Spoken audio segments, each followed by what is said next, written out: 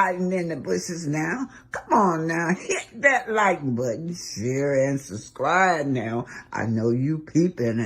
Quit hiding in the bushes now. Come on now, hit that like button, share and subscribe now. I know you peeping.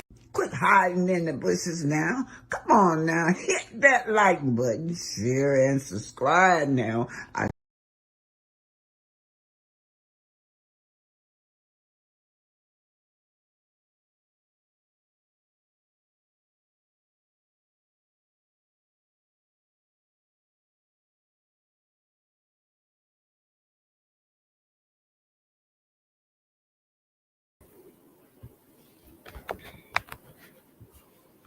Hey, everybody. Hey, happy Sabbath, everybody. Happy Sabbath to everyone and Grand Rising. It's 10:01 in my neck of the wood. What time is it in your neck of the wood? And where are you from? Shout out your location. Hey, Grand Rising, Beverly. Grand Rising, Mary Kelly. Grand Rising, Stephanie. Grand Rising, Tawana Hill. Grand Rising, Satan too. Pinky, the housewife, another creator, is in the house, y'all. Thank you for being here, Pinky. And thank each and every one of you. If you're a content creator, thank you for being here. You guys, a little yellow TikTok going over there has my PayPal and has my Cash App. A lot of you be asking me for my Cash App, but it's going right across the screen, you guys. Hey, Mary Kelly. Hey, Dion, Janet Jackson. Grand Rising to Geneva. Grand Rising to Mary Kelly. Grand Rising to Linda Gamble. Hey, girl. What's up? Hey, well, today's topic we're going to be talking about something Melody said that touched my heart, that every Black woman needs to know growing up. Are they protected? Have we ever been protected? Go all the way back from slavery. You remember when the colonizer used to come in our room and take advantage of us, even if we had a husband.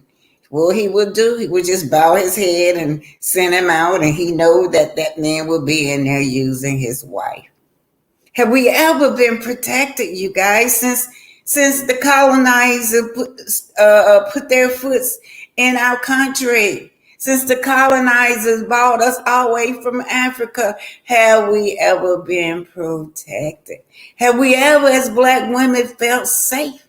Even if you had a father in the home, because after all, you know, them boys will be boys, whatever they did. But girls, you know, we was held to a different standard. Have we ever felt safe? Have we ever self-protected? Melody said, I didn't know that I wasn't protected. I didn't know that I wasn't safe, you guys. And a lot of us don't know because we just move through the lives. We have to move so fast, so quickly through life. Because what? We got to man the children. We got to take care of the bills.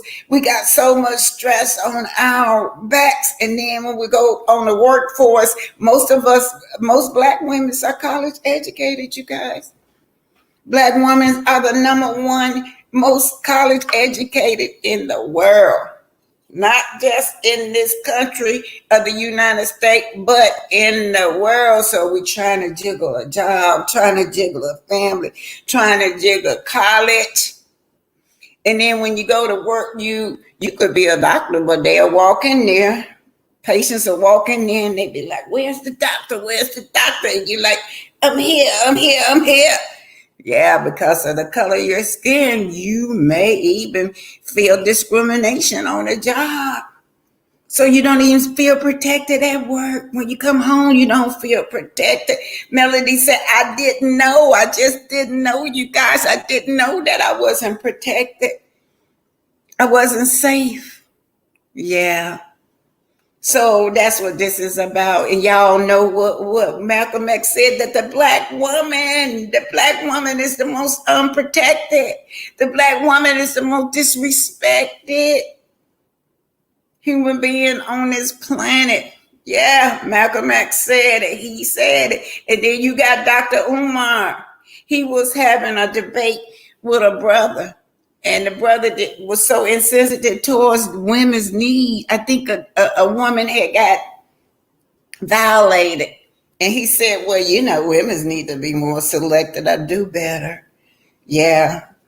Yeah, that's what he said. He was so disconnected, and the black men are so disconnected from us. They are disconnected from us, you guys. A lot of them is. Some of them ain't, but a lot of them is. They are so insensitive. They even blame us for them going to white women. I be hearing them brothers. Well, if the black woman would be more submissive, then I wouldn't have to go outside and date other races. If the black woman would do this and the black woman would do that, I wouldn't have to go outside and date other races. They even blame us for them going outside dating other races. They even blame us for being single parents. Well, if the black woman would have listened to me, I told her I didn't want to have no more children, so he just walks away and leave the kids, which blame you for being a single mother. Okay, and then the other one is about the Titan.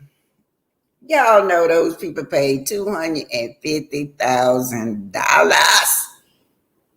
Whoa, to go under that water, see an old rusty boat. I'm telling you, we talking about rich people. Rich people don't have nothing that's better to do than to spend their money like that, but they never made it. They call it the Titanic. That submarine went under there, and according to the news reporter, it was an explosion because they found pieces of it floating through the water. Well, y'all, I guess those fish down there, they whoever down there, whatever they eat, they got food down there now. But I'm telling y'all, I was triggered. A lot of y'all don't know this, but my auntie died on the Titanic. That's my name, Black Titanic. Black Titanic. I'm trying to focus it in front of you. Here we go. That's my great auntie. That's Aunt Melinda. That's y'all ancestors who died aboard the Titanic, which was my great auntie, my grandfather's sister. And yeah, she's from Bessemer, Alabama. Yeah, my grandparents from Bessemer, Alabama. Yeah, I was born down there in Bessemer, Alabama. That's my roots, yes. I left when I was in elementary school and never looked back. So I cannot tell y'all what that place is like right now because I never looked back when I left Bessemer. But during the time that she was missing, this was great news in Bessemer, Alabama, because she was sort of like a legend, a celebrity that had came out of left Bessemer and ended up aboard the Titanic. And a lot of black people knew. Y'all know that's me. I wrote this book. But, black people know more about the news than before the news came out. Yeah, they said that the Titanic hit an iceberg, but the Titanic was on fire before it left London, you guys.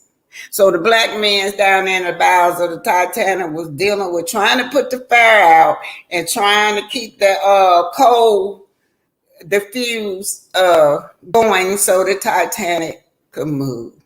The black men was in the bowels of the Titanic. They never talk about the bowels of the Titanic, y'all. That's where they at. The bowels of the Titanic is where the big boilers was at, where black men had to store those coals in those big boilers down there. That they use it for fuse so the boat could move. How they ended up down there was a coal strike. The white laborers went on a coal strike. They had, that boat was ready to go. That boat was expensive. They had people had already booked to move on that boat, and they were not gonna lose all that money. So what they did, they went and got black folks, the black mayors, black labials to work that boat. They were in the bowels of the Titanic. Now that big boiler down there, it's a lot of history in the Titanic that y'all don't know. The big old boilers that they use for fuels to move Mr. Woods, a black man, Mr. Wood, Granville Woods, created those boilers down there. Granville Woods also created the first telecommunication that those boats was moving. Boats could communicate from boat to boat. Train can communicate from train to train. Airplanes can communicate from airplane to airplanes by way of Granville Woods' invention. First wireless communication was invented by Granville Wood.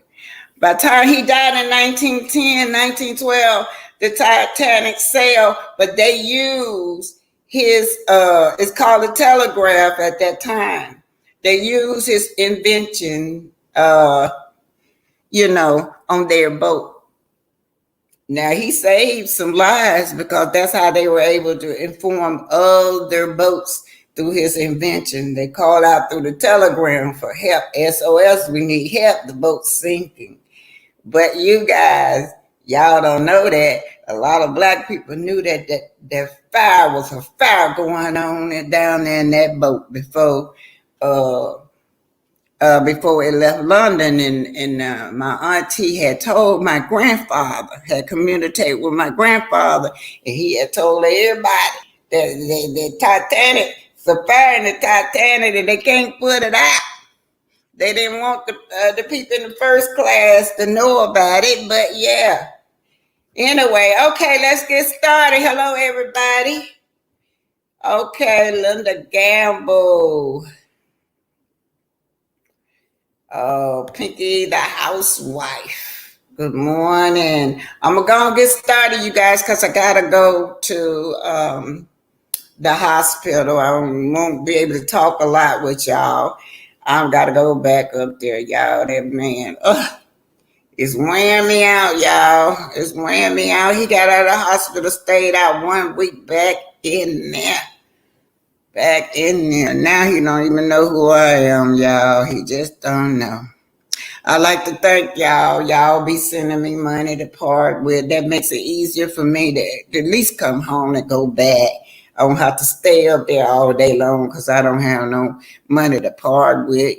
Y'all be sending me money to eat while I'm there. So I thank y'all for y'all support. I appreciate y'all. Y'all been there for me through every time my brother going to the hospital. Y'all hook me up, and I thank y'all for that. Okay, we're going to get started, you guys, okay? The first thing we're going to do is to tighten about that boat. Oh, that boat brought so much grief on me because I can remember my grandfather crying, just sitting on the porch crying over his sister. How they did, the blacks, they didn't care nothing about black people, so then nobody cared about the black people that was on board the Titanic. It's just a lost history.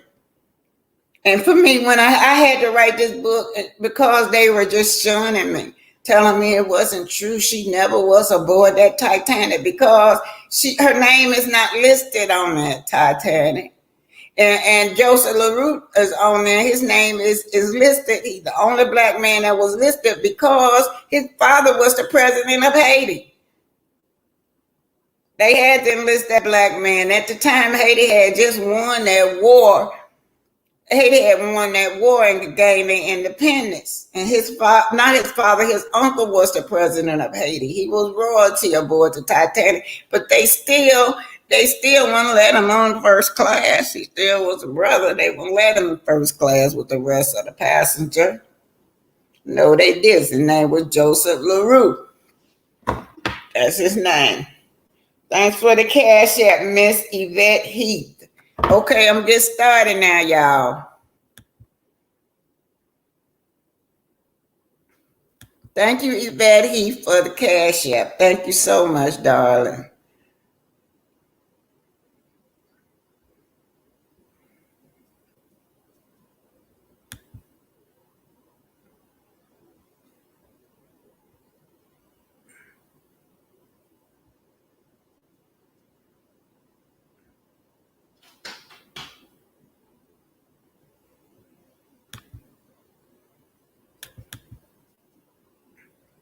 I hope it went through, you guys. I see some say Yvette Heath. Well, Linda Gamble, what's up? Linda Gamble, hey. Pinky the housewife, thank y'all for being here, you guys. Let's see if this gonna show y'all. This is about the boat, the Titan, that submarine that went down on the Titanic. It's coming. It's an unsolved mystery. Over 100 years ago, oral history has been told by the elder. Is that Melinda Borden was an unlisted passenger above the Titanic. She was traveling as a personal caregiver and with an independent European contractor. Of course, we must listen to the elders. Just listening to the elders lets you take a journey through their minds. And it's like walking through a library because they have ancestors' knowledge, because they have old untold stories. This is Black Titanic. Hit that like button, share, and subscribe. Actually, Black Titanic emerged because of the boat Titanic. This book was written because of my great auntie who died, Melinda, who died aboard the Titanic. And that's how the name Black Titanic came aboard.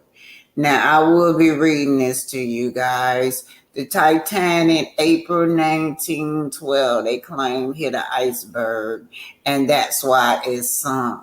But people in the community knew that the Titanic was on fire ever since they had left London. Now, my great auntie is from Bessemer. I told y'all Bessemer, Alabama got a lot of great roots coming out of there.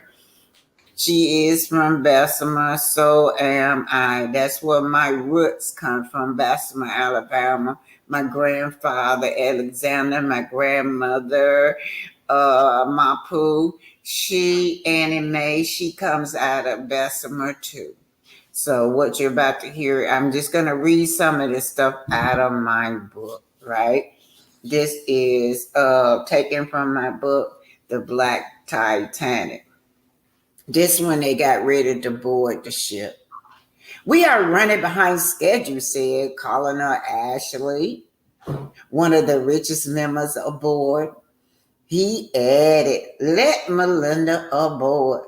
No, she replied. If the rest of my sisters and brothers can't come, then I'm not boarding. So in other words, Melinda can come aboard, but the rest of the Africans couldn't. They wanted Melinda aboard because Melinda was the healer, right? So be it, said a crew member. You darkies not supposed to be here. Let them aboard, said Captain Smithy. As everyone walked through the steerage, they observed the third class family room. Now, the third class is where the poor whites was put at. And blacks, yeah. The view was not luxury as compared to the first and second class deck. There was a smoking room attached to one big room known as a gym, which was occupied with poor white immigrants and their children. It had a card table in the center of the floor and some couches thrown together. In addition, bunk beds on third class had mattresses, pillows, and blankets. And no pillowcase and no sheets. Each person shared two common bathrooms, which had a small wash basin. It was electricity inside each small cabinet, you guys, with four bunk beds. They was crowded. They put the third class whites, just packed them in there like sardines. Of course, the blacks was in the bowels of the Titanic, and some of them was on third class, but they were not mixed in with the whites. The steerage was converted from the cargo. The gates were always locked, and third class passengers was not allowed with the first class. Rarely did they see each other, y'all. In the steerage, full course meal was only serving once a day. The steerage, the third class, the bowels of the Titanic, they were not allowed to socialize with the socialites. Also, Miss Elizabeth, that was whom Aunt Linda traveled with. Of course, she was in first class, but she always used to send snacks down every night by Ellen. Ellen was a black girl, but she could pass by white. Sort of like that girl remind me of Bell's Collector. What's her name? Akeisha, yeah. She looked like that. You couldn't tell whether she was white or black. So they used Ellen a lot to spy on the ship. They thought Ellen was a white woman, but Ellen really was black. And Melinda was going with, my auntie was going with her brother. They were engaged. So Ellen could roam the ship. Yeah, she could roam the ship, you guys. So that's why Ellen could go up and get extra snacks for the steerage. She sent bread, salad, and chicken and crackers, peanuts, peanut butter, tea, and cookies. In addition, some Africans were stuck inside small rooms and nearby the boiler room. Now there's a boiler rooms was the big old boilers down there. That's what they used to put coals in it. The black man's was down in the bowels of the Titanic, shoving in those coals into those big boilers. Those big boilers is the coals was used as fuels to keep the ship moving, you guys. That's where they were at. It was a strike, and that's how they end up down there. The black men's end up down there because the white men's had went on strike. The white laborers, and they refused to work. Of course, the Titanic they put a lot of money into building that ship, and they were not finna lose all that money for that voyage just because of the laborers the white laborers had went on a coal strike. So that's how they enlisted the black men. That's how they got down there. They were down there shoving those coals into the big boilers. Now, the big boilers that they were using down there was the invention of Mr. Woods. You guys, I talked about him, the black man, Mr. Woods. It was his invention that they were using those big boilers that provided the fuels to make the Titanic go. Also, Mr. Woods' invention was being used for the first time as telecommunication. The first telecommunication, the first wireless communication he had invented. He invented it for the train to communicate with the train, the airplane to communicate with the airplane, and the boat to communicate with the boat by way of wireless. They call it the telegraph at that time. That was Mr. Wood's invention. He was a black man. And also, he died. Yeah, they were using his invention when he died. But anyway, he had over 60 patents, you guys. He really did. But anyway, let's just go on. So they're down there in that boiler room. Of course, down there in that boiler room, y'all, it was on fire down there. The Titanic was on fire when it left London. So it had nothing in it but the mattress. Much noise was heard, and heat can be felt from the furnace. What's more, a ladder led to a bottom deck which were called the bowels of the Titanic. Y'all don't know about that. That's where your brothers were. It was where a lot of TWAs from Ireland was. TWAs, those are black workers from Ireland. Ireland, we talked about Ireland. We talked about over there in Ireland where they made fun of our ancestors and called them leprechauns after they had murdered and took their lands over there because they were little people. But a lot of them was on board the Titanic also, because that's why the Titanic, they helped build the Titanic. The Titanic was built in Ireland on our ancestor land, which they done took the land now and claiming it, but that's where it was built at. In 1900, okay, it was where a lot of TWAs from Ireland who worked as firemen. In 1909 through 1911, they helped build the so-called unsinkable Titanic from their homeland in Belfast, Ireland.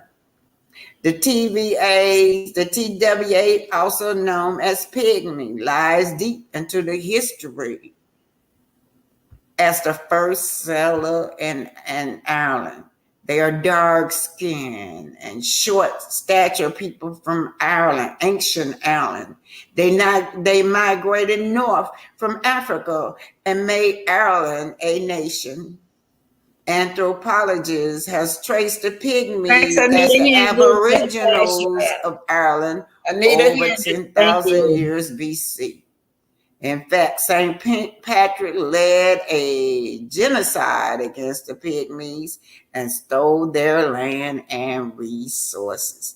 And that's what y'all call, that's why they celebrate St. Patrick Day, because they killed genocide. Genocide, I mean, completely wiped those people out and then celebrate it as St. Patrick's Day. Then the terriers created the myth of the leprechaun and mocked the people. Thus, the Roman Catholics celebrate the mass murder of the Pygmies throughout Northern Ireland. What's more, they were the manpower of the Titanic, and without them, the ships couldn't move. They are the firemen or stokers who work the engine room. They shove coals into the boilers to keep the steamship afloat.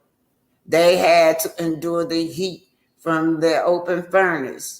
They were nicknamed the Smoky Gang or the Black Gang because even the poor white Irishmen who worked with them was black from the soot and coal dust. So I'm just going to end it right there. That just kind of give y'all just a little bit about what was going on and who was aboard the Titanic. It was a lot of them. A lot of us was aboard the Titanic, you guys. A lot of your ancestors was aboard the Titanic, taken from the book Black Titanic. Written by the Oma. Yeah, here I go. Y'all see that? Written by Oma. That's me.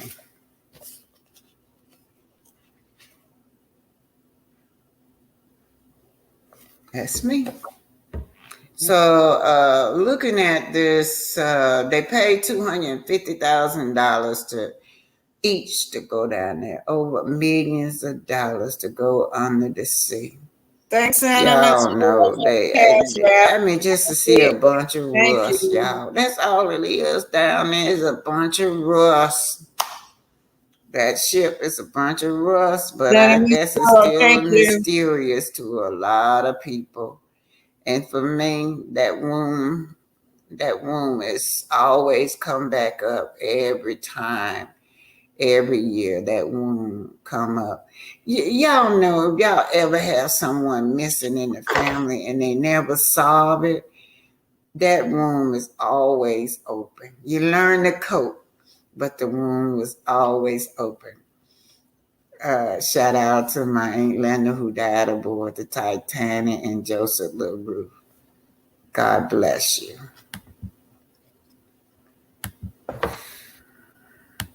The only Black family to travel.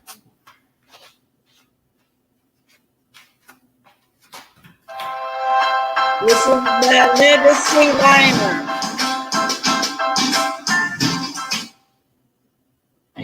And very few people even knew that there were any people of color on board. So, without any further delay, let's get into the story.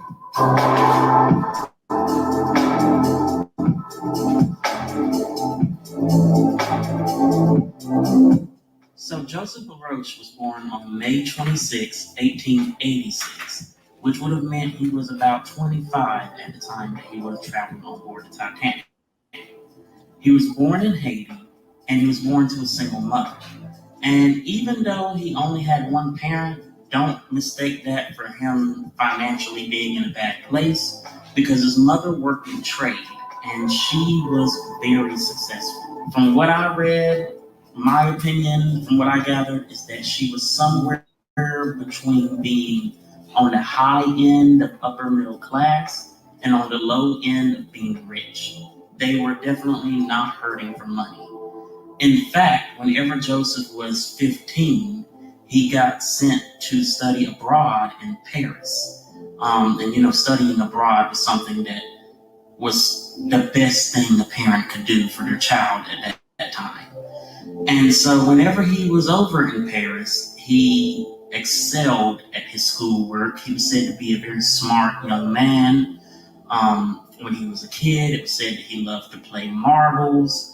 And he understood that he came from a family that had a little bit more money than others. So he wasn't, disconnected from reality. After studying for several years, he actually ended up deciding to be an engineer.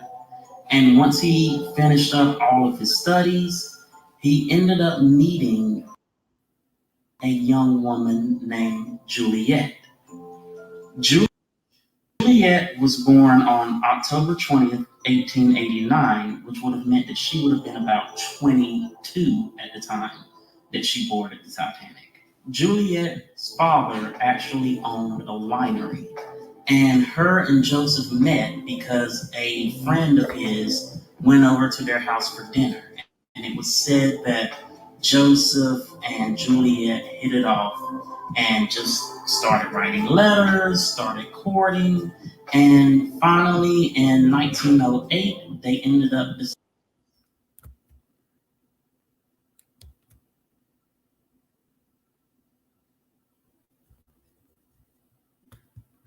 I don't know what's happening. Yeah. Freezing. deciding to tie the knot. This was around the same time that Joseph LaRoche would have been finishing up with his studies.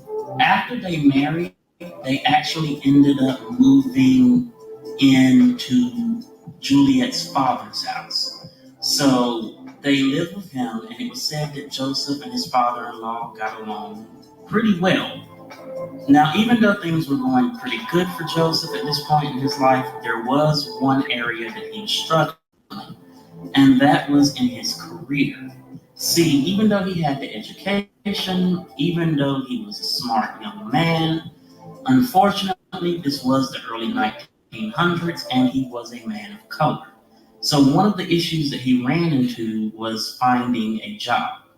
Most people didn't want to hire him, or if they did hire him, they paid him significantly less than his white counterparts.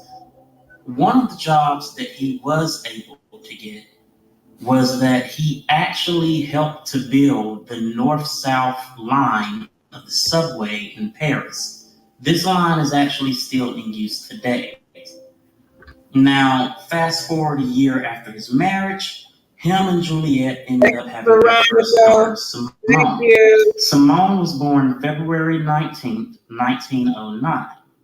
Thank you, A year Veronica. later, on July the 2nd in 1910, Juliet would end up giving birth to their second daughter, Louise. Now, this pregnancy was a bit more complicated because she did end up having Louise premature. And this caused Louise to have a lot of health issues. And the medical bills did put a bit more of a financial strain on Joseph and Juliet. And for the first few years of Louise's life, she would suffer from numerous medical or health issues.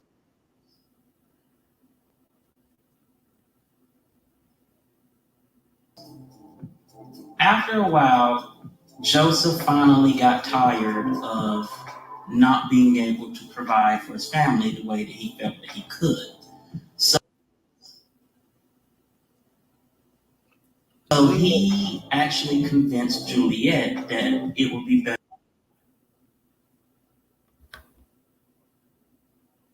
off for them to move to Haiti because there wouldn't be as much discrimination because of the color of the skin. And actually, by this time, his uncle was the president of Haiti. And his uncle had actually offered him a job as a professor at a university as a mathematician. And so this also would eventually turn into him maybe being the headmaster of the school. So even though the job paid good and it was, I guess, a prestigious job, there was still room for growth. And so Joseph was on board for it. Juliet finally agreed to it. And they decided that in 1913, I don't know why they would head over to Haiti. But as life tends to do, a curveball got thrown at them. Juliet ended up finding out that she was pregnant with their third child. And after talking it out and, figuring out. The end of it, I'm gonna take it on that. I don't know why. The two of them was still very much nervous about how.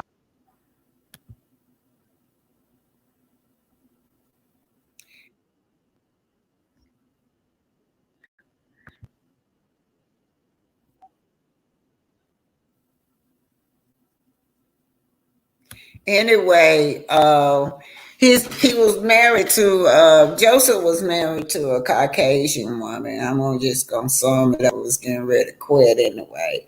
Yeah, he was married to a Caucasian woman. He had studied over there in London. He actually had a master's degree. He was an engineer, and he still couldn't travel first class. Because he was an African American. They did allow his white family to. I'm trying to remove this, y'all. Sorry. Hold on, let me try to remove this.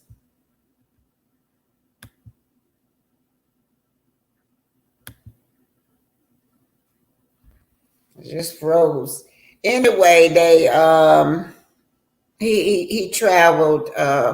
He traveled. He wasn't allowed to travel first class with his woman, but the mom was rich. He was from royalty. Now the mother was rich, and that family was wealthy. When he aborted that ship at that time, his uncle was the president of Haiti. They were warriors. His grandfather, as a matter of fact, had helped lead Haiti into independence. They were warriors. They were fighters over there. Sometimes I wonder how they felt about him marrying a white woman because that grandfather and that uncle, right? They had fought hard. They fought hard to gain their independence, yes. And they won too. But nevertheless, his name is Joseph LaRoche. Now he have a descendant. I be seeing her over there on my Facebook. He have a descendant, and it's a black lady, a beautiful black woman. Yeah, they're still alive. And a lot of people think that the Titanic is such a long ways when you still got relatives living whose people died on the Titanic, like me. And like Joseph LaRoche relative, that girl is still a young girl, like she in her 40s. Yeah, Anyhow, that's the story of the Titanic. But now, what they did, they give me a hard time because they got this thing going on, and this Titanic is really, really something that they protect. And for them to allow blacks to come in and say, "Well, hey, look, don't leave us out of that, out of the history," they face it. I've been banned on Facebook. I can't talk about it on Facebook. If I talk about my great auntie being on there on Facebook, they bans me. They what y'all call it, put me on Facebook, Facebook jail for talking about Black history. This is part of our history, you guys. This is part of your history, and like I said, so many of our ancestors' tomb is in the sea. You had a lot of them that was thrown overboard during the Middle Passage. A lot of them jumped overboard during the Middle Passage. So we got a lot of ancestors buried under that sea. My grandma, my Joseph LaRoche, and my auntie are not the only one buried under the sea. Just think about all those that was coming from Africa when they was trying to bring them over here, make them prison. A lot of them didn't want to be prisoner, particularly the Igbo tribe. They jumped. They said a lot of them, hundreds of them, jumped overboard. Yeah. Okay, let's get to love and marriage. Huntsville. We're gonna do Melody Live, and we're gonna talk about that. I want us to talk about as how you feel as a black woman being unprotected. Do you feel like black men are protecting us? All right, here we go. The next presentation is Love and Marriage Huntsville.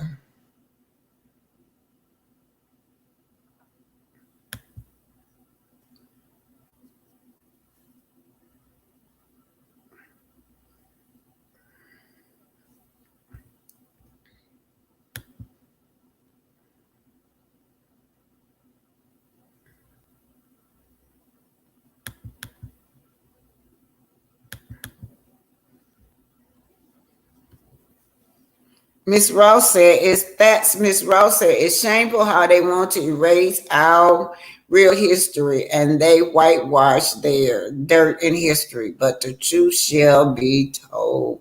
That's right. Our ancestors always come back to tell. That's Miss Ross. Yes, they come back. They gonna tell it. Just think how this boat went down, this submarine went down, and now is resurrecting black people that was on board the Titanic. I'm using it as a history lesson. It's a cold case file, oral history, as told by the elders, is that she was an unlisted passenger aboard the Titanic. She was traveling as a personal caregiver with a European contractor. April 1912, the Titanic hit an iceberg. I thought about jumping overboard, says Melinda, but I was too scared. Then I thought about sliding down the ropes, but oh my God, they were shooting and all black faces in sight, nor will they give us life jacket. Then the water forced me into the sea. I swam towards European lifeboat, but they pushed me away. Then a big, large wave grabbed me, and it forced me. It twisted me around like I was dancing. Of course, my ancestors continued to search. They used dancing to tell the stories. They told it through folklore. They told it through history. They danced and they danced. And they continued to search and search for me. But I remained lost at sea forever. But you know what? Our ancestors always come back to tell. You can't keep our history hidden from us.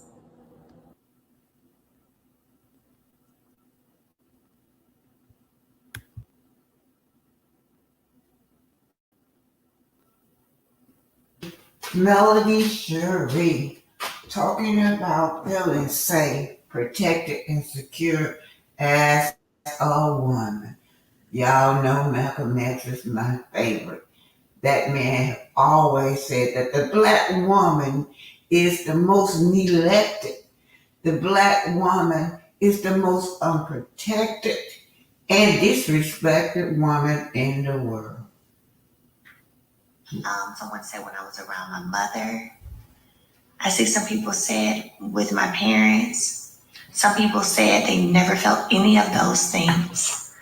Not sure if I've ever felt such. So these are the kind of DMs I got, and that's why I wanted to bring it to the live for a moment. I literally got plenty of DMs, and I appreciate the honesty. And first of all, kudos to you all who are being honest, who are being vulnerable, right, about that. Because the first piece is recognition. The first piece is recognizing and understanding where you are, where you've been, and what you have had and what you haven't had, right? I see someone say my heart is breaking hearing these answers. That's how I felt too. And so I knew that I eventually was going to bring it to a live to talk about it.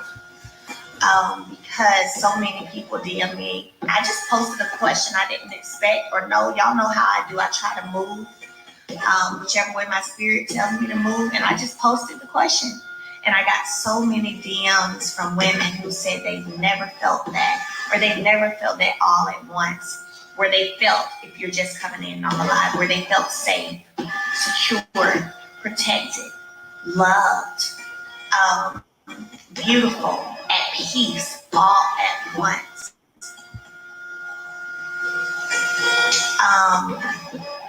What it did for me is it highlighted, reading the responses, is it highlighted, really a lot of the turmoil that we have, that people have, we all have in our lives. The unsettling that we have in our lives, the lack of that we have in our lives. And see, here's the thing.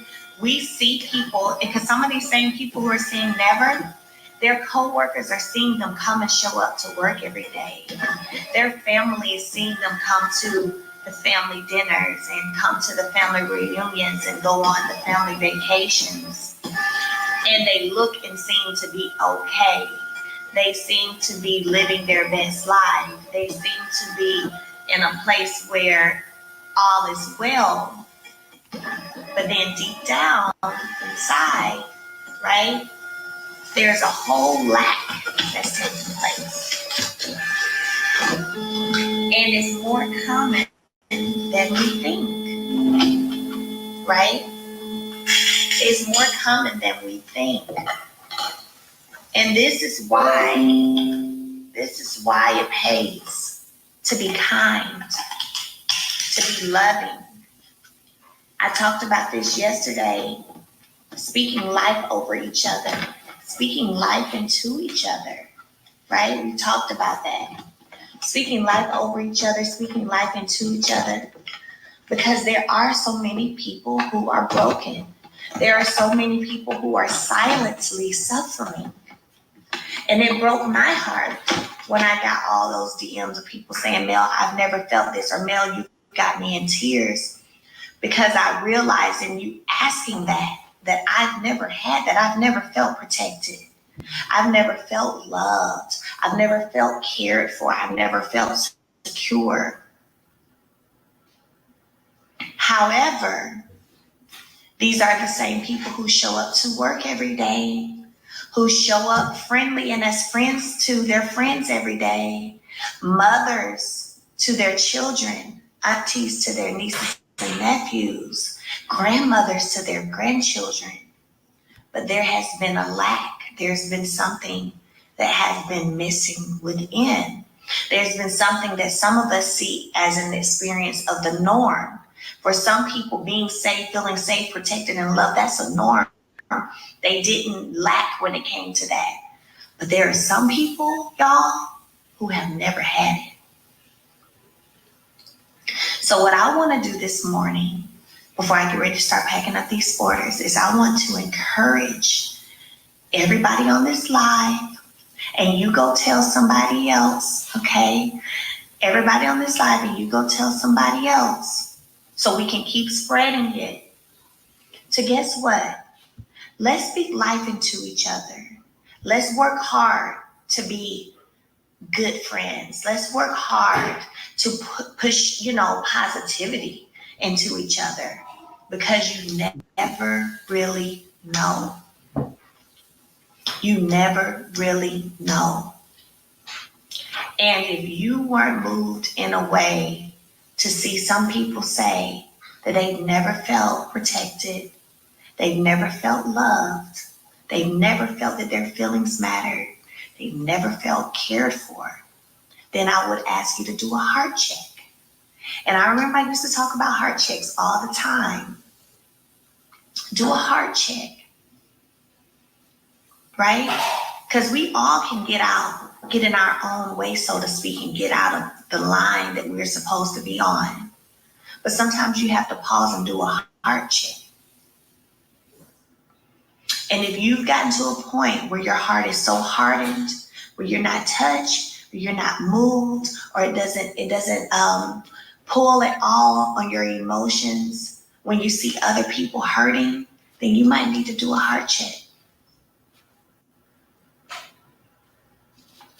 So what we're going to do today is we're going to speak life into our brothers and our sisters. And y'all know I say women a lot, and I speak of women. But of course, that's because most of my following, as y'all know, are women. But let me be clear.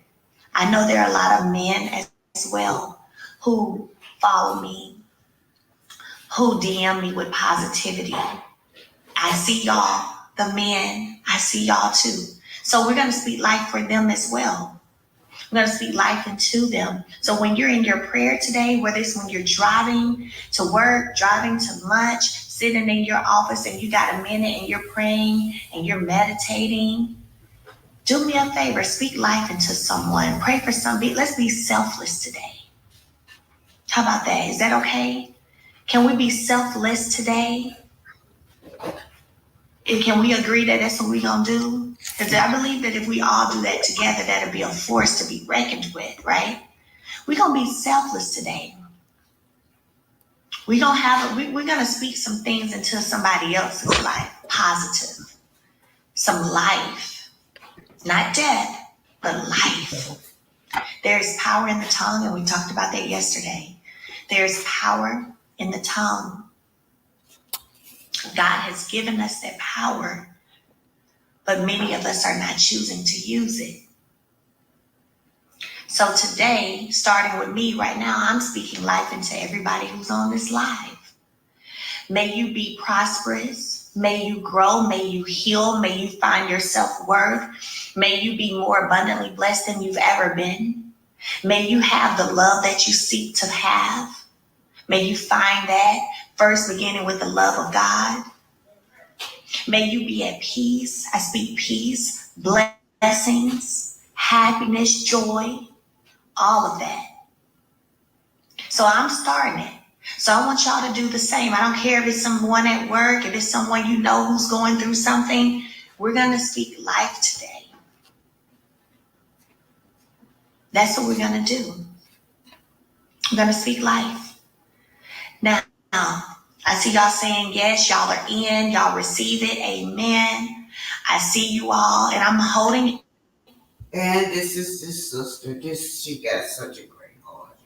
But speaking life into our fellow neighbors, our sisters, our brothers, our friends, speaking positivity to them. And y'all see this girl hard. This is why. Thanks for being here, Trin, at some point. Love and any other content creator. Thank you for being here. Maybe the Scots was suffering. Maybe the Scots were in a financial bind.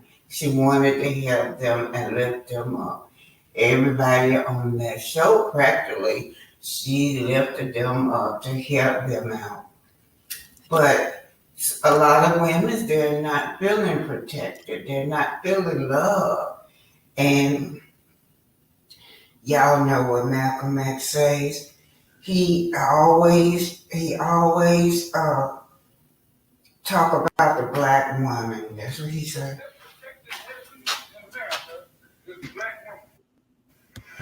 The most unprotected person in America is the black woman. The most neglected person in America is the black woman. And as Muslims, the Honorable Elijah Muhammad teaches us to respect our women and to protect our women. Then the only time a Muslim really gets real violent is when someone goes, this disrespected person in America is the black woman. The most unprotected person in America is the black woman. The most neglected person in America is the black woman. And as Muslims, the Honorable Elijah Muhammad teaches us to respect our women and to protect our women. So there you have it. A lot of black women don't feel protected. They never had it. They have to learn how to be protect themselves. That was Malcolm X. Has been the be all in all in our community for half of a century, and now we want to turn around and say because she didn't do it perfectly enough or remain feminine enough, where she had to absorb our responsibilities plus her own, that's insensitive and disingenuous. I don't believe. You don't think the black woman got a right to be angry when she been? Oh boy. Like that personality has a history. The black woman has been the be all in all in our community for half of a century, and now we want to turn around and say because she didn't do it perfectly enough or remain feminine enough, where she had to absorb our responsibilities plus her own, that's insensitive and disingenuous. So the brother was so insensitive, you guys. He was talking to Dr. Umar about the black woman. He was bashing the black woman, and he said that the black woman need to do better. The black woman need to be more selective. But anyway, black women they are firing back. Please school your brother. They love to blame us for their lack of not providing, protecting, leading, and guiding, and loving us like we mandated by God to do. They are conquered men. So who are they going to blame other than us?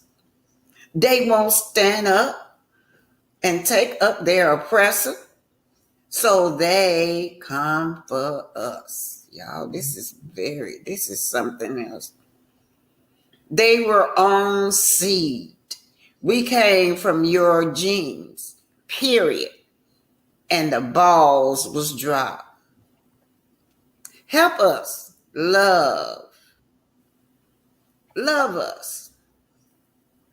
Be safe places for us, men. Yeah, they need to be safe places for us, men. We are surviving our situation, a pathological that's rooted deep in the country. We have a right, brothers. Now fix it. Yeah, fix it. Finally, a black man can explain what it's like to be a black woman in this society and continue to raise children. And the next person say, this is specifically to Buddy in the video that said she should have picked better. Go gag on a strap. It's hellable people out here that show up as whole as imposters when approaching potential partner. That's what Martell was, an imposter, you guys. You have the audacity to say to a woman should have picked better when she made her decision, deal with a man based on the information she had at the time. In hindsight, couldn't she have made better decision and not repeated certain cycles?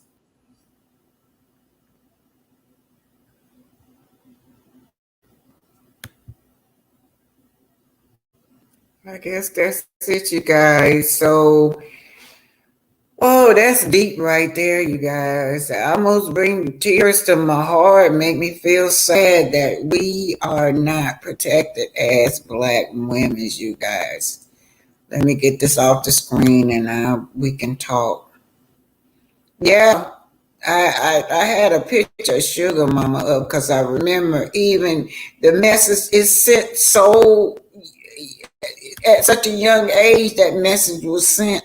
I was looking at Sugar Mama when she was out there in that cold and she said, Daddy, I'm cold, Daddy. Y'all remember that during I'm trying to remove this, you guys. Give me a sec. I'm trying to remove this off the screen. Trying to remove this off the screen because it'll pop back up. Come on, quit freezing. Hold on, I think I got it now.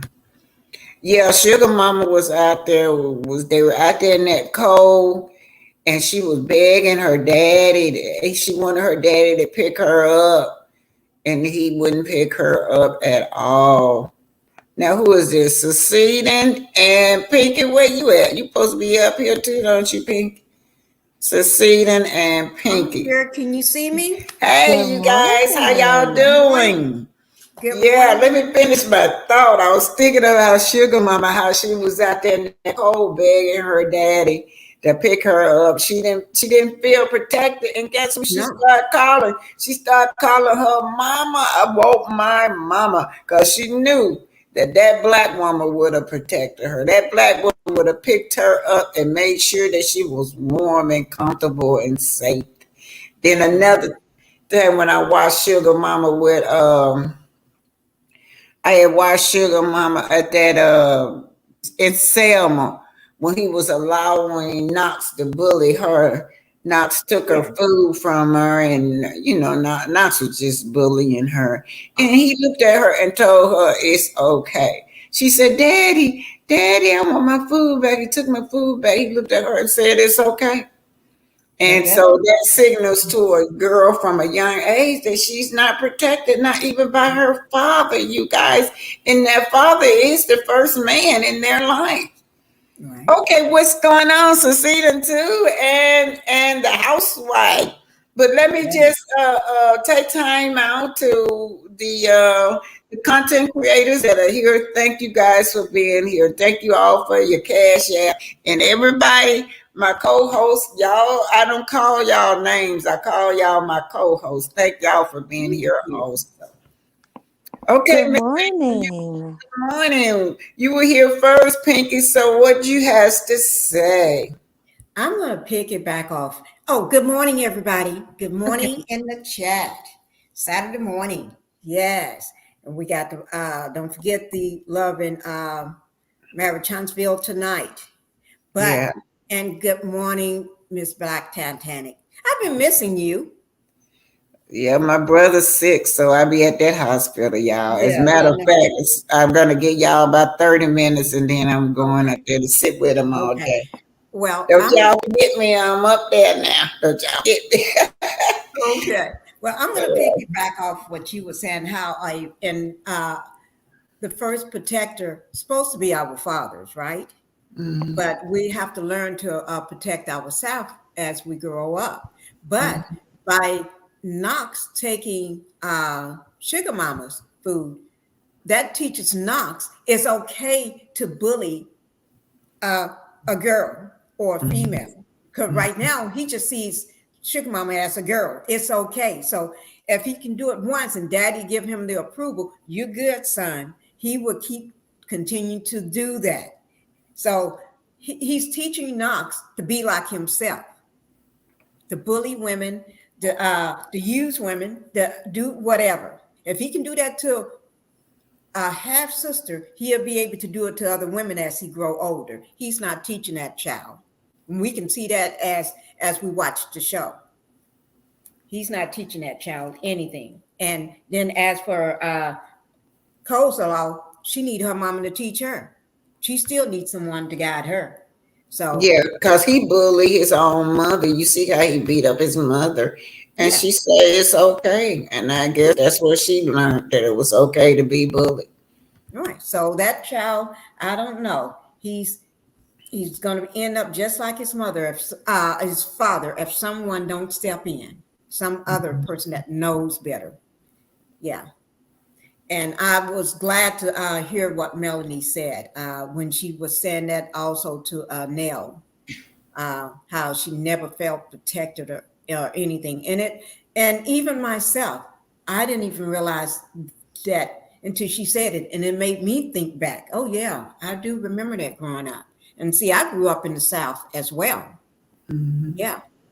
Hop and skip from where you, Miss Black Titanic, came from. So, yeah, yeah. I'm Okay. gonna go. That's all for right now. Oh gosh, I tell you. Okay. Mary Kelly say that was heartbreaking to see how Martell was so self-absorbed and not worrying about the need of his daughter. Okay, Cecile too. What's up? Good morning and good morning, beautiful chat. This is something that sometimes some of this we cause and we don't realize ourselves as well because we are so used to taking things on ourselves that we don't ask for that support. It's kind of like we expect that we're not going to get it. We expect that we have to do it ourselves and we hide behind, well, I'm a strong woman. And I'll give you an example. My mom was a person where she could do anything. Like she could put um, locks on and she was so proud of herself. Whereas me, I have no desire to learn to do those things. And growing up in our household, I watched my mom love doing those things and do them, waiting for my dad to do them. And I watched what it did for him. And this is me looking at this as a child, saying, Mhm. in my eyes, when I grow up, I'm not going to be doing all of this myself. So some of that we also take on. And I've had that conversation with my best friend because we're taught to fend for ourselves. Yeah. We're Yep. taught and we hide behind, well, I'm a strong woman. Mhm. And some of us, let's just call it what it is. I'm a controlling woman. Let's just say what it is. I'm not letting him. And what does you think that does to the men? And so we're not protected, but when we do operate sometimes in a way where we show that we need that protection, we may get a little more, but not to the extent of the level of protection that we have been lacking, because that's historically the way it's been. Like there's an article and it's a website. It's called womenunbounded.com. And they talk about like injustices of Black women, even when it comes to coverage of injustices all over the world. What do we hear? We hear more so about men. Do we think that there are no injustices of women? But when there's men, it gains national. But when it's something that happens to a woman, it kind of gets, goes hidden. Right. Swept under the rug. Yeah, and even so, moms sometimes do this, Black moms in the family, and they teach the girls very early, you're second class because they have a brother. This mom Yeah. is doing everything for the brother. And I grew up, it was just, me, my sister, but I've seen it in households where I see this mom doing everything for the men. They haven't trained them to be a great husband, or a great potential spouse, or just a great um, gentleman that cares for women around them. That is true. That is true. Flora Hook says, going back to the Bible days, God spoke to the women first. Just saying. That's what Flora Hook said, you And guys. that's true. He did. He said, help mate. Just saying. Yeah. Yeah. Yeah. So, I'm gonna go. Y'all remember when I walked up to the warehouse of Yeah. Stormy, and the first thing I was attacked was by two men. Two That men. they were the first thing that I saw was what in two men in me and Shay's face screaming at us. Right. And, that goes back to say what Malcolm X said, that black women are least protected. And even these black men, they don't think about protecting us. They Mm-mm. don't think about, well, some of them don't think about protecting us. One of the things that I know that I read on that statement when this lady said, well, they are conquered men. They are conquered men, but yet they want to go back and blame the black women instead of, standing up to the real power and quit blaming us. They they was conditioned to blame us. Even in some other societies, most people don't realize that the male is the most important thing. If you don't have a male offspring, then something is wrong with that female every time she gives birth. That you got to have a male offspring. And then when that male offspring comes, even the sisters, they have to cater to that male in the family. The male Yeah. is the one that's got to have everything. And they teach the women, you have in the family, we have to serve the father, the male brother or the uncles first. We have to, and we be quiet and we step back and let them make decisions for us. Even like today, uh, uh, with the decision of men controlling what we do with our body, or what we do with this or that, or what we learn in school. Uh, that's Men is all, but not all men, but a lot of them. I hate to say it, just like Montel thinks women supposed to be like he called coleslaw a peasant. You know, he was taught that way, and his mom don't realize that's what she raised. She taught him like that.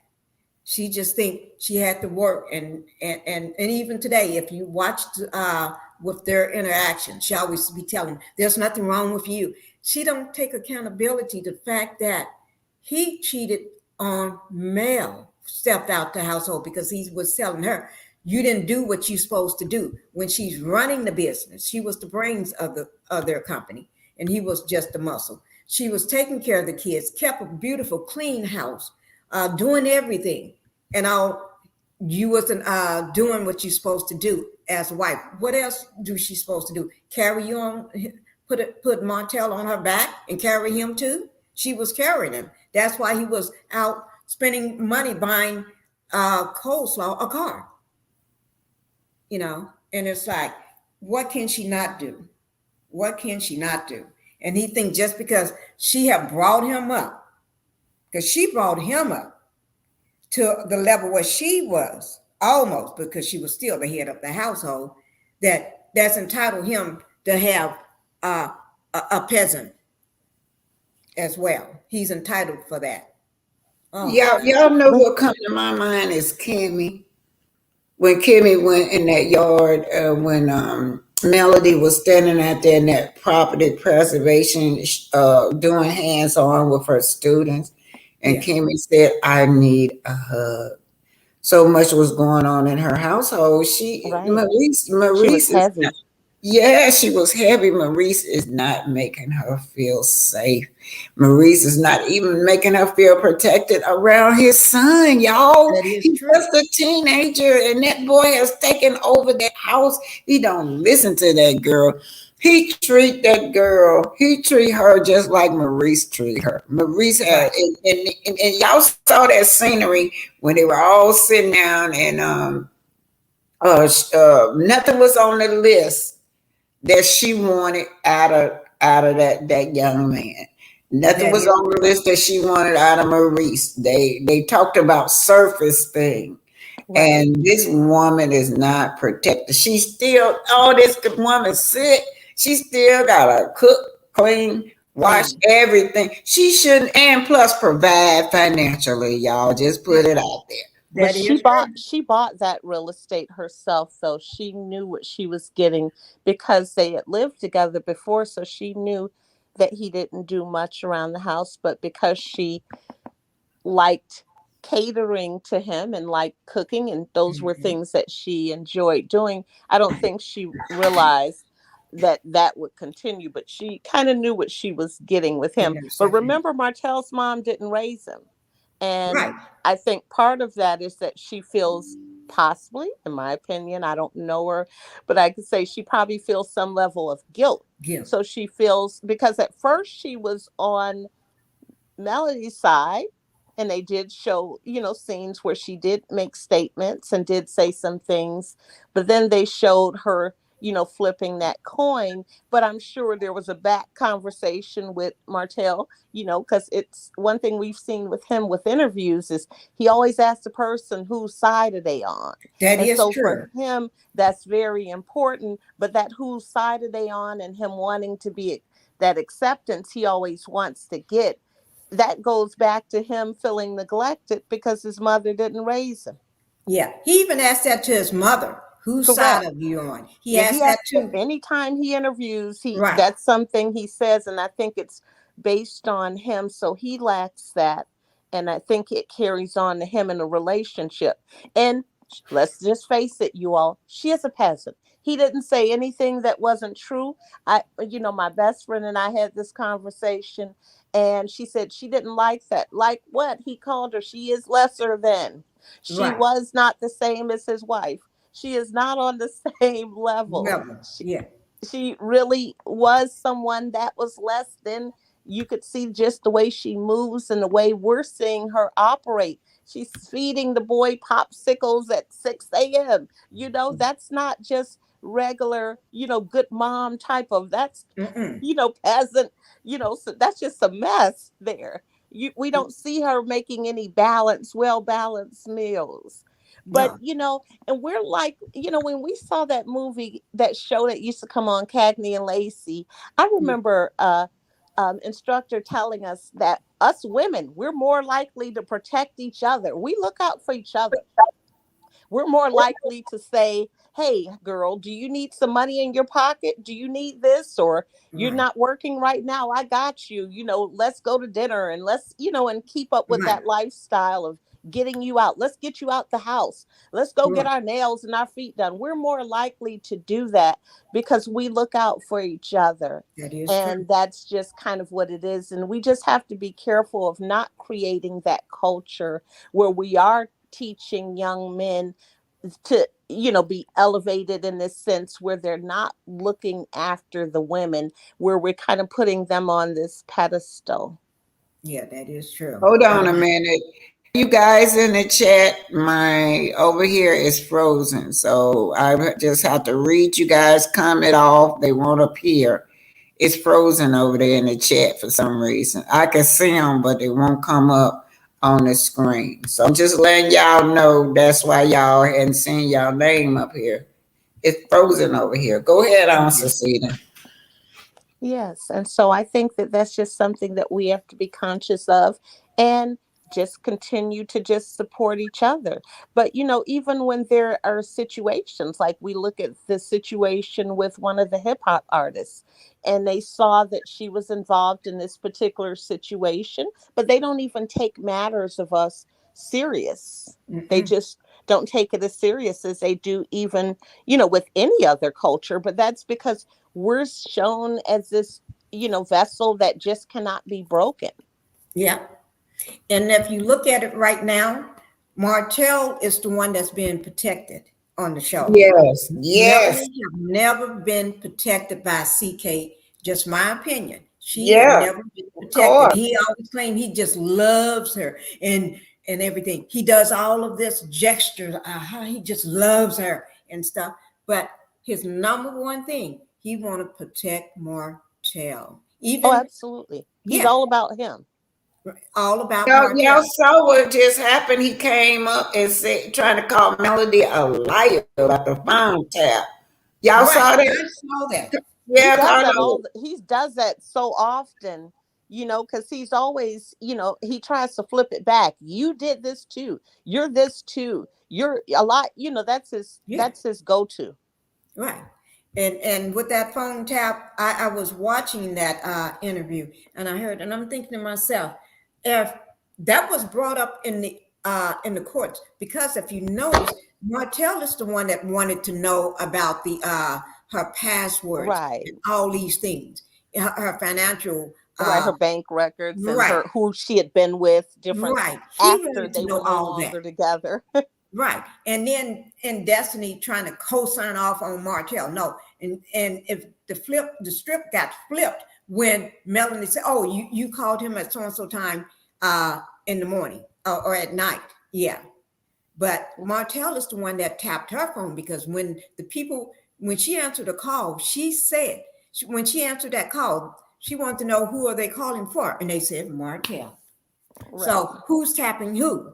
And Right. Martell is always trying to put everything on Mel and trying to get, well, he does put everything on her. Any kind of blame, he never takes accountability. It's always Mel. And because Mel she's that. less vocal and she doesn't always put him out on Front Street, Right. it makes him appear that to those people, in his circle, that he is. Martell already told us XYZ, because remember, Destiny said, you mean when you did this to his phone? So she ought to, because he had already kind of, since he's a manipulator, he had already kind of prepped his lie in the background. Right, that is true. He always prepare his pick means to all by telling them a lie first. So when they hear the truth, they're not going to believe the truth. They rather, oh no, he already said that, and already told me she was going to try to make me look like the bad guy. Well, y'all know, women try to protect men too, Yes, they do. For a long time, Melody was protective mode over Martell. She did not want nobody to see his dark side. Right. She still protects him.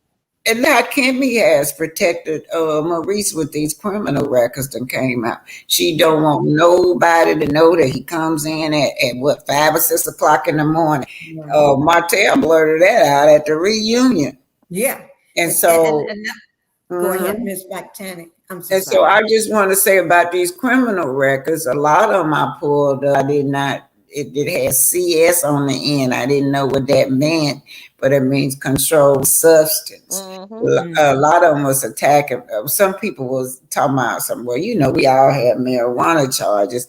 I am not insensitive to the need of the black plight through the legal system, but I brought these up because these are the people that battered Sugar Mama. That's what this is about. It's not no attack on no black man because they got a record. It's how they batter on this show. They have battered Sugar Mama. All of them set up on that stage at that reunion, on down from Maurice, on down to all of them. Scott sat there on that table and defended Wanda.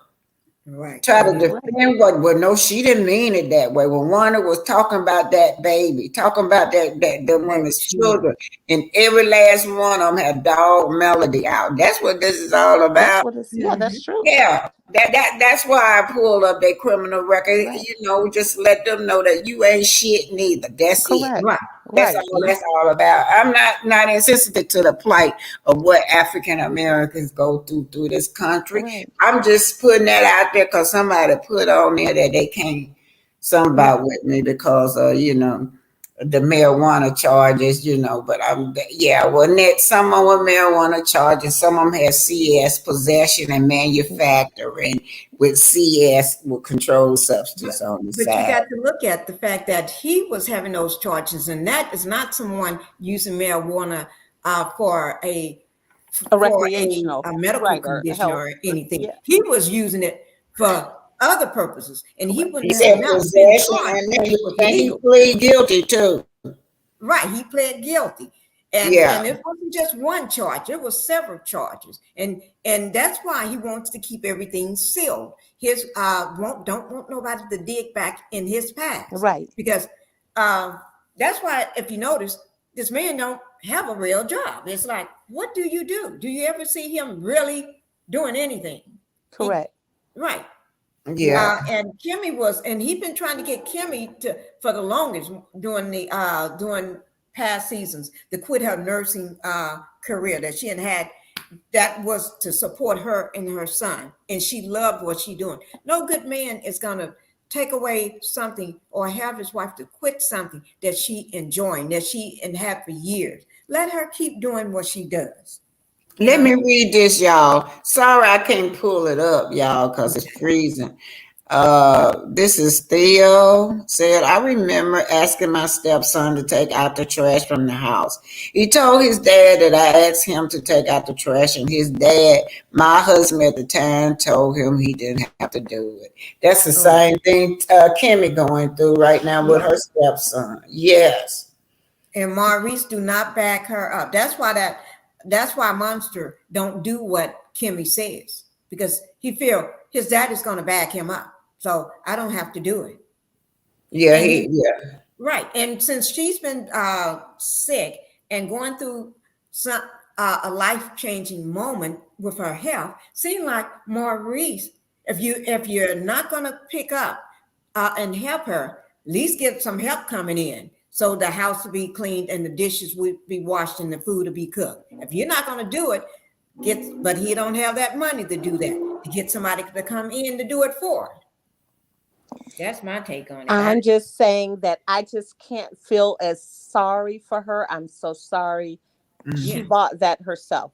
She knew what she was getting. She knew what she knew how the Scott man was, because she could see it with Tisha, how Marceau treat Tisha.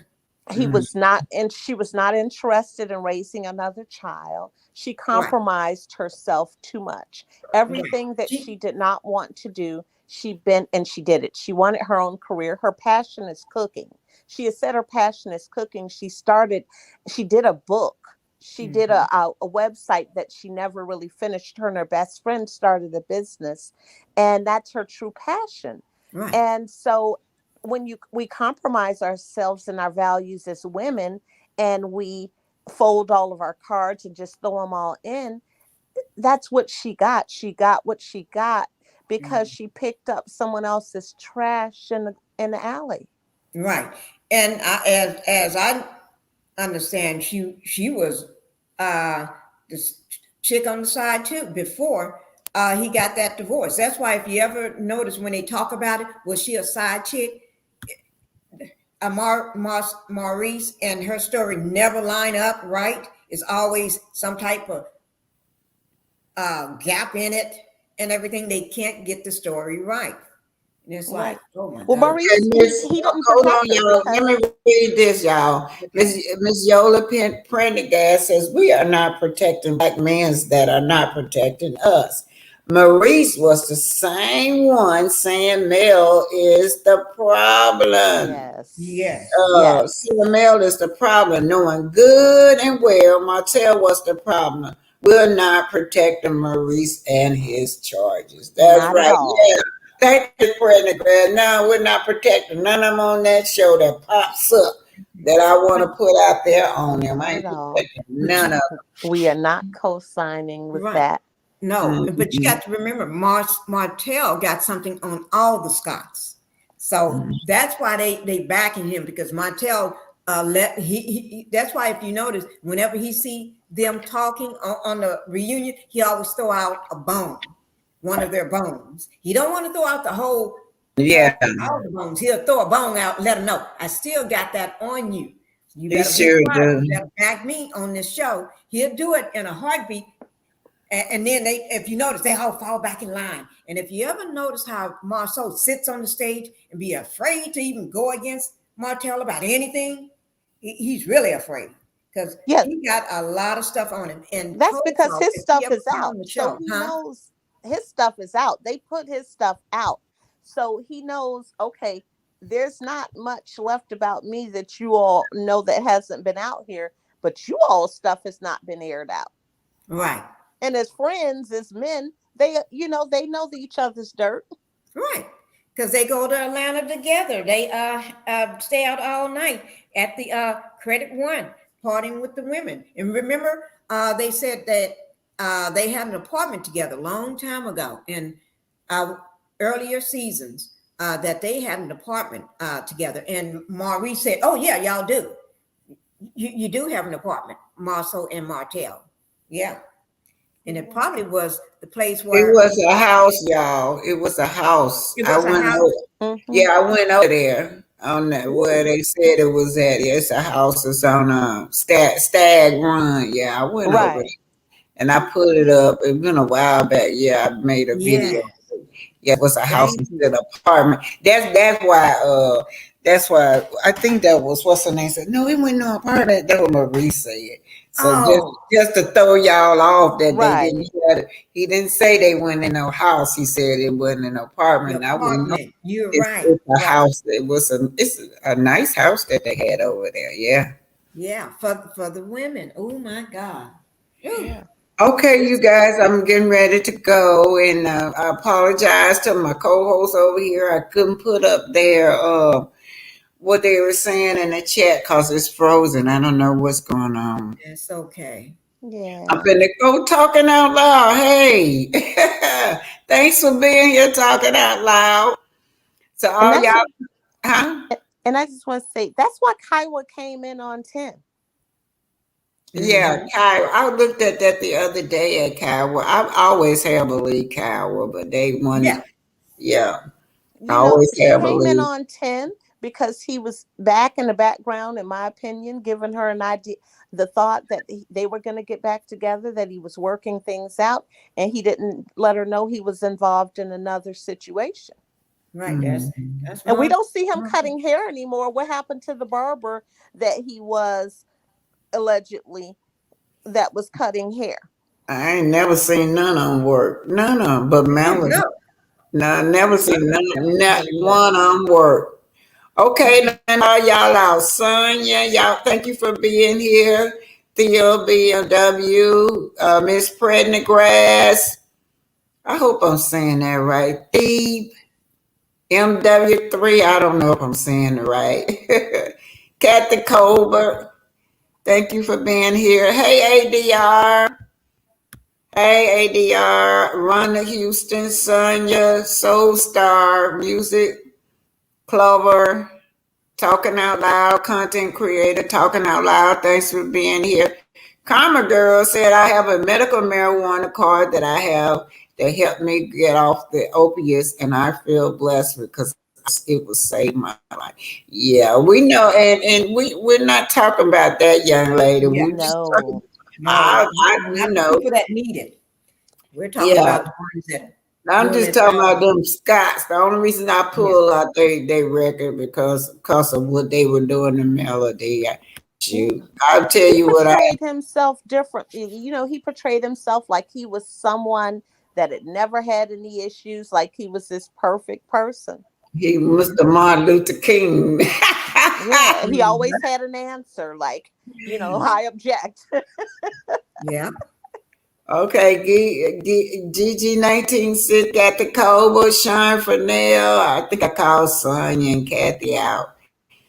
And Justice, Sean Fennell. ADR, I think I call you Jacket Isaac, Sonya, Carmel Girl, May, Geneva 1958, Yvette Bell. And then if I miss any of y'all, I am sorry. But I gotta go. I'm gonna go up here to see this man. How far I do you may have to go? maybe about 25 minutes.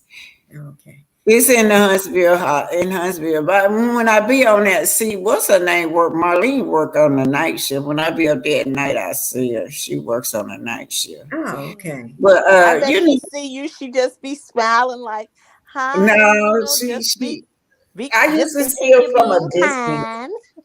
I don't think she know who I am. I just see her from a distance. But I really admire her because she, at least she's not lazy. Coleslaw won't even get up and go to Yeah, work. she It's a works. young girl. That woman Hmm. older than that woman, somebody mama and got up and went back to work. So, Right. uh-huh. Yeah. Yeah. She But they, doing what she got to do, like they us like women they do. like Marlene. They say she really sweet. Everybody at the hospital says she's sweet. Yeah. Yeah. Mhm. Okay, you guys, I'm going. And May, I want to read this. May said they didn't care that Melody taking care of 4 children. All they set out to do is destroy Mel. Yes. Yep. At any Yeah, cost. At and it any cost, costs. even if it takes her kids down with her. But They that's because don't it care. exposed them.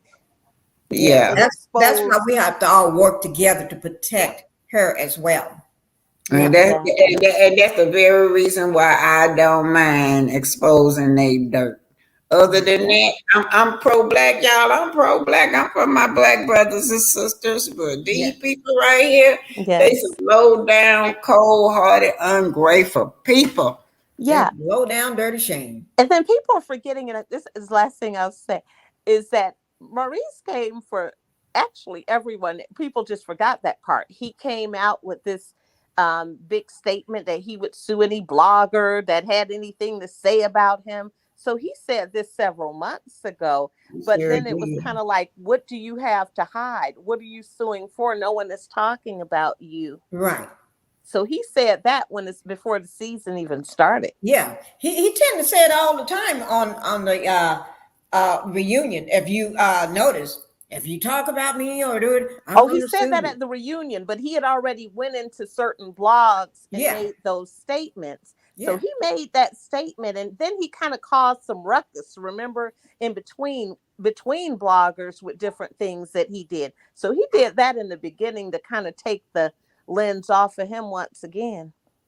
But that And makes people look. Sonya say they are bullying, abusing, and spearing hate right in our face. Every time Yes. we look at it, they spearing hate. Yeah. And y'all saw that. I'm tired of dealing about this Scott's. They never build anything. We never see them work. All we never do just see them posing with pictures. I have yet to see Marceau pick up a nail or hammer or something, drive a tractor or something. He's supposed to be this big time boss. I mean, I don't see the man doing anything. But nonetheless, they got that Gino on the scene now. I'm gonna leave Gino alone because he's not been part of bashing Melody, but Right. he don't know what he getting himself into. Now, y'all, he got a record too, y'all. He got a Ooh. long.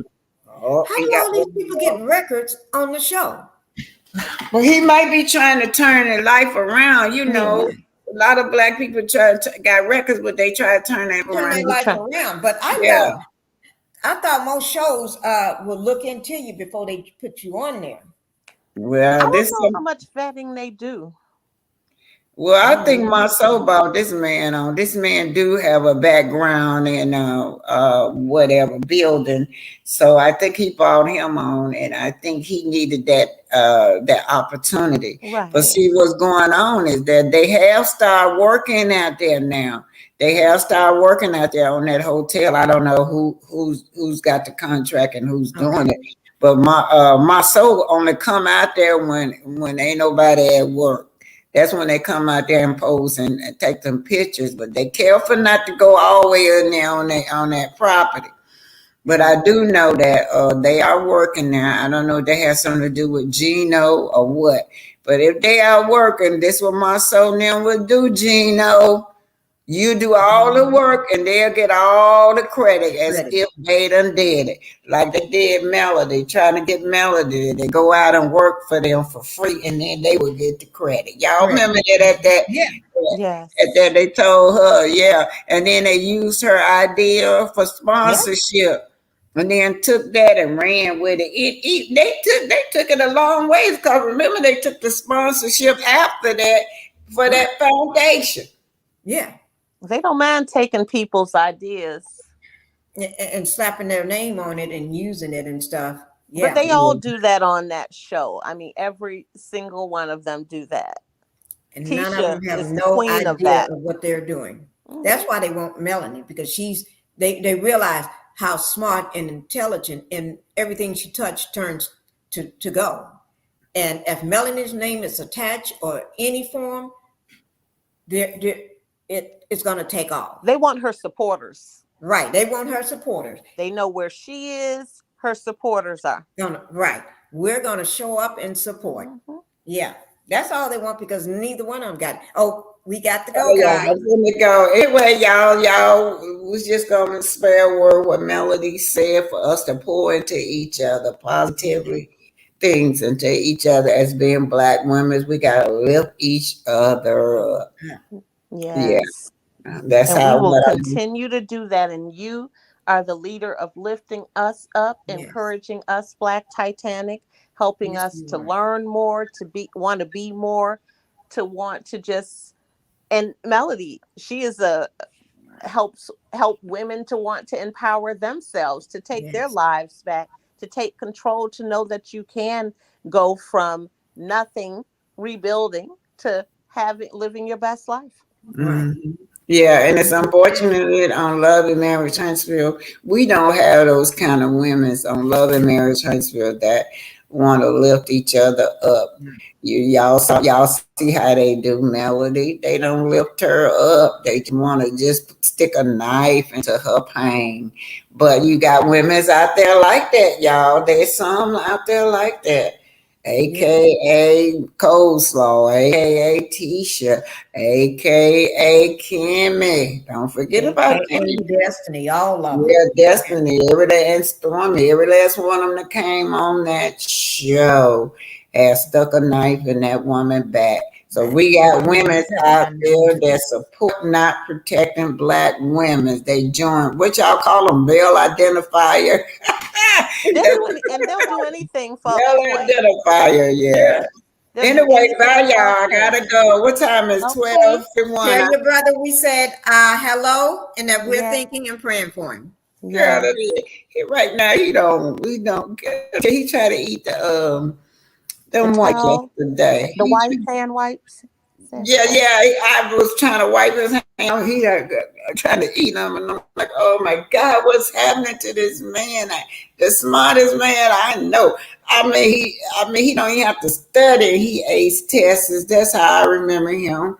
And we're Mm. not twins. Everybody used to call us twins growing up, so we call each other twins because we only 10 months Yeah, apart, y'all. Irish twins, as they call them. Oh, that's Yeah, my we brother. 10 months apart, and we were always in the same grade, same classroom. Yeah. So everybody called us twins. That's Y'all why. Irish twins. Did you Yeah. see my email last night? No, will you email? Which one you email to my one of my email thing? Yeah, to the one I emailed before. Okay, I'll go And it check it. has the UCC information. Okay, thank you. I'll go check it. Thank you. Bye, y'all. Gotta go for real. Okay. I'm gonna Bye-bye. be You all Love take there. care. you. Bye Yeah, bye. Bye, Cat. love Bye, you. Bye Cat. bye Okay. chat. Okay, over there, my co-host. Sorry, I couldn't put y'all chats on this screen. It's froze. I gotta find out what's going on. All right, bye, y'all. Good Okay. Bye. night. Have a great day. Okay. Y'all Bye bye. enjoy y'all day. Okay. You too. Bye Okay, bye. we will. Bye-bye.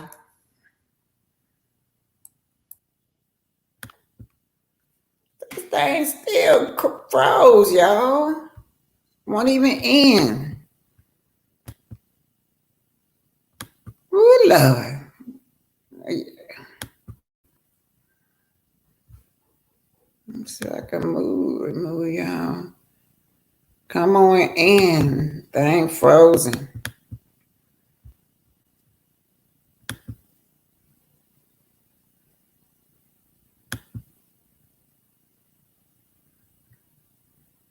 Pinky.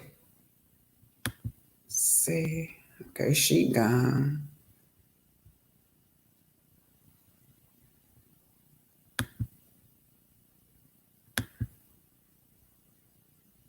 What the hell?